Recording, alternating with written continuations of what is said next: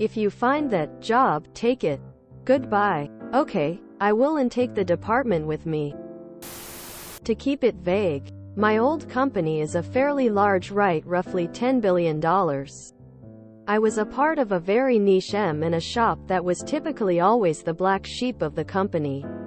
It felt like anything we did was just a hassle overall and wasn't really worth the company's time to entertain these acquisitions anymore. I was a part of the minuscule-sized deal team, 3 of us including myself, that closed over 60 deals per year with 45-50 active deals at one time. Typically, each deal took about 49 months from start to finish depending on the seller's competence level and organization. This was my first job out of college.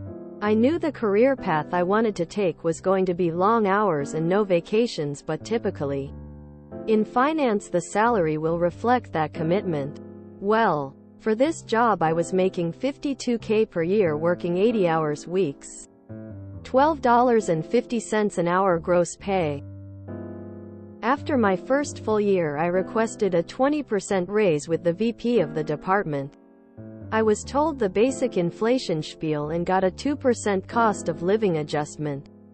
I think it's important to note here that after I left this company, I found out the same VP received a $2 million bonus. Fast forwarding a couple of months. Every year, the company has a meeting where the entire company, 300-ish people, meets at a hotel. They do this to give updates to what the company has done so far, where they are going, and for team building, of course.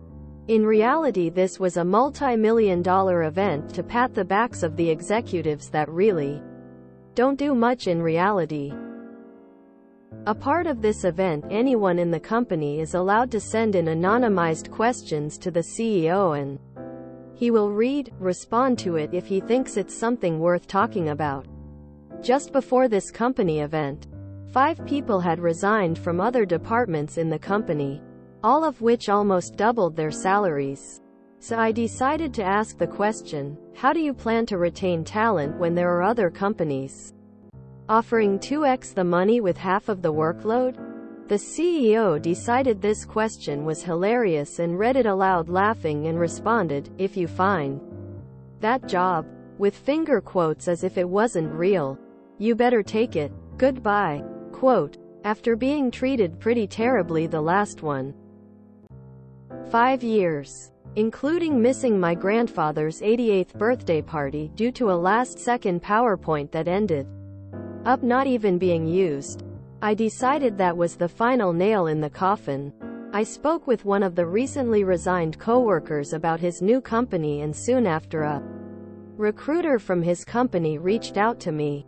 I go through the interview process and get the job. I more than doubled my pay when taking the 20% end-of-year bonus into account.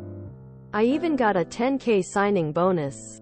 The story doesn't end here, as I gave notice to my wonderful manager who taught me everything I know. She first tells me she hates me because she is going to have to take over my 19 current deals. But then shockingly she confides that after 7 years of working at the company she is ready to move to greener pastures as well.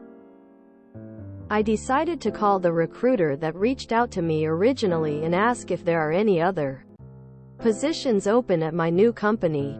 She says yes. They interview her and she gets the job as well a month later.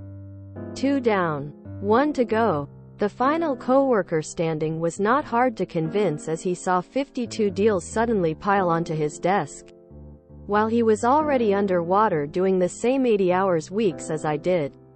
I worked with him to spruce up his resume and get the wheels turning. After 2 interviews he was given a verbal job offer with an in-writing letter expected next week. All said and done, all 3 of us ended up doubling our old salaries. The old company is now scrambling to replace us with over $100 million worth of deals that will grind to a halt when my last coworker makes his departure. My new gig does not feel like real life. I have a fantastic boss that respects my time outside of the office to the point that he gave me 2 weeks in between jobs to unwind after my previous role. My workload is 30% of what I used to do as well. My old manager got the same 2-week treatment and is currently enjoying her time off and will start in the middle of October. If I was only given that 20% raise. Currently in a similar position.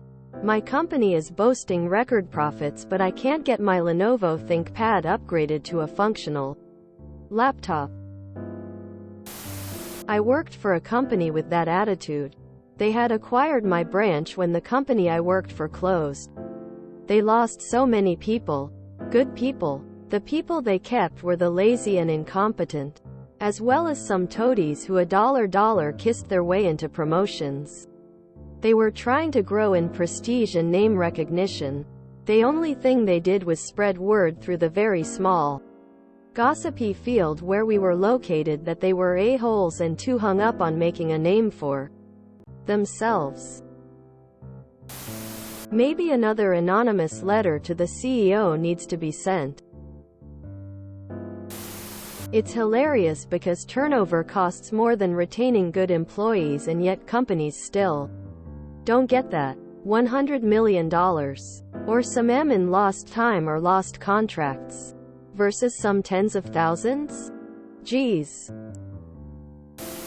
Dude, the number of times I have personally heard stories where a current employee asks for a 1,020% raise and gets declined is insane. Almost every one of them goes and gets a 3,040% increase in the salary at a competitor. And the current employer is always in disbelief. Worse is that the HR from current employer is probably offering that same 3,040% raise for new hires to lure them from competition, but won't do anywhere near the same for existing employees. Make sure you email your former CEO and let him know you took your manager at his word. Well played. Resignation letter. I've very seriously taken the CEO's advice on how to balance my workload and get a significant raise. Hence, please consider this as my resignation. Very well played. Time to let the CEO know that you took his advice.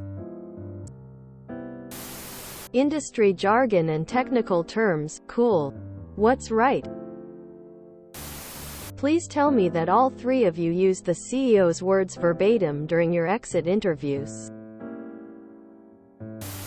I really can't understand the greed of keeping you guys handling multi-million-dollar contracts on burger pay. I guess this is what happens.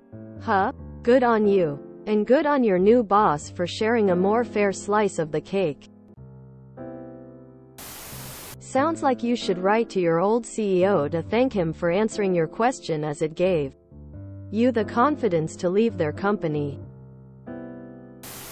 Please tell me you sent the CEO a note that you found the job and thank him for cheering you on. Sounds like your old employer is running an apprenticeship program for your new employer and doesn't know it.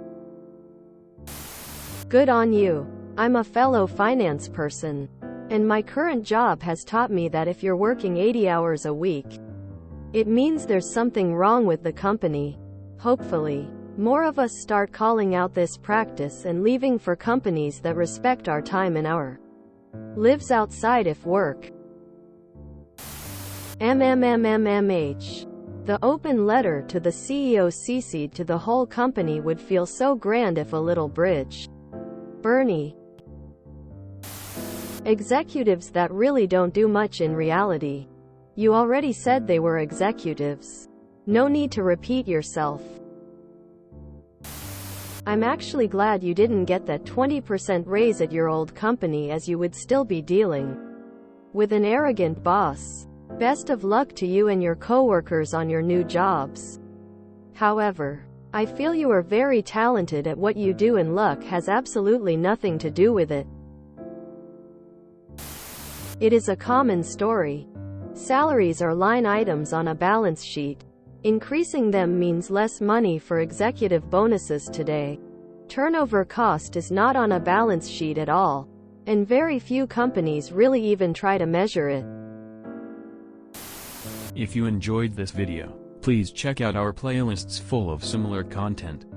MaliciousCast is like doom scrolling for your ears.